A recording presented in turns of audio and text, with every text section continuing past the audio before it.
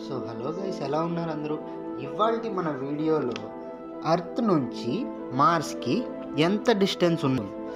మన ఎర్త్ నుంచి మార్స్కి అప్రాక్సిమేట్లీ 22.5 కోట్ల కిలోమీటర్లు ఉంది. బట్ ఇక్కడ ఒక క్యాచ్ ఉంది. అదేంటంటే ఎర్త్ అండ్ మార్స్ సన్ చుట్టూ తిరుగుతూ ఉంటాయి కాబట్టి డిస్టెన్స్ అనేది మారుతూ ఉంటుంది. మార్స్ మనకి చాలా క్లోజ్గా వచ్చినప్పుడు డిస్టెన్స్ అన్నది 5.46 కోట్ల కిలోమీటర్లు. ప్రతి 26 మంత్స్కి మార్స్ మనకి దగ్గరగా వస్తుంది.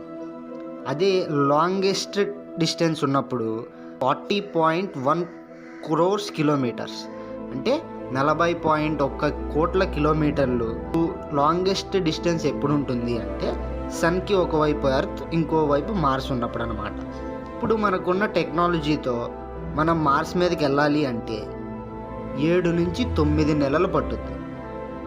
అదే లైట్ స్పీడ్తో ట్రావెల్ చేస్తే కనుక జస్ట్ 12.5 మినిట్స్, అంటే 12 నిమిషాల 5 సెకండ్స్లో మనం అక్కడికి వెళ్ళిపోవచ్చు. ఫైనల్లీ మీ అందరికీ ఒక క్వశ్చన్: సైజ్ విషయంలో మార్స్ పెద్దదా లేదంటే ఎర్త్ పెద్దదా? కమెంట్ చేయండి.